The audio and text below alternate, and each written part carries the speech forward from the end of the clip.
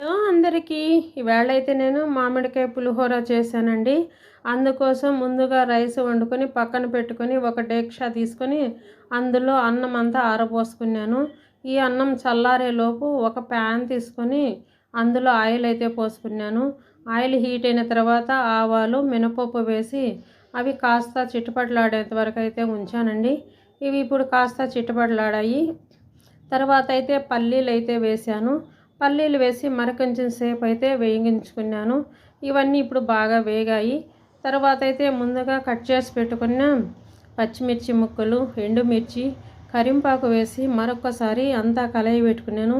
ఈ పచ్చిమిర్చి కూడా బాగా వేగాయి. తర్వాత అయితే కాస్త అల్లం వెల్లుల్లిపాయ పేస్ట్ వేసి అల్లం వెల్లుల్లిపాయ పేస్ట్ పచ్చిదనం వెళ్ళేంత వరకు బాగా ఫ్రై చేసుకున్నాను.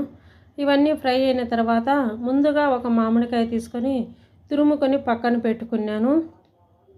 ఆ మామిడికాయ తురుము కూడా ఇందులో వేసి పచ్చిదనం పోయేంత వరకు బాగా ఫ్రై చేసుకున్నాను.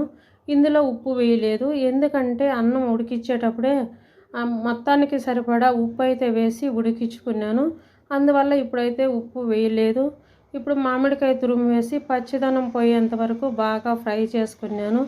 ఈ మామిడికాయ తురుము అంతా బాగా వేగింది, నూనెలో బాగా వేగి పచ్చిదనం పోయింది. ఇప్పుడైతే ఇందులో సరిపడా పసుపు అయితే వేసుకున్నాను.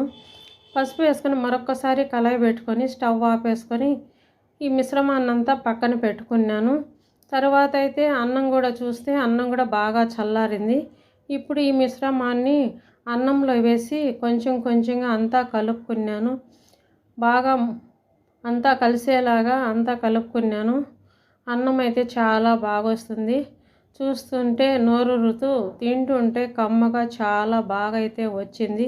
ఇప్పుడు మామిడికాయల సీజను. ఎప్పుడు నిమ్మకాయ పులిహోర, చింతపండు పులిహోర చేసుకునేదాన్ని. ఇప్పుడు మామిడికాయలు బాగా దొరుకుతున్నాయి కాబట్టి ఇప్పుడైతే నేను మామిడికాయ పులిహోర చేసుకున్నాను. చాలా బాగా వచ్చింది. మా ఇంట్లో అందరికీ చాలా బాగా నచ్చింది. నా వీడియో కనుక మీకు నచ్చినట్టయితే లైక్ చేయండి, షేర్ చేయండి, సబ్స్క్రైబ్ చేయండి. Thank you for watching.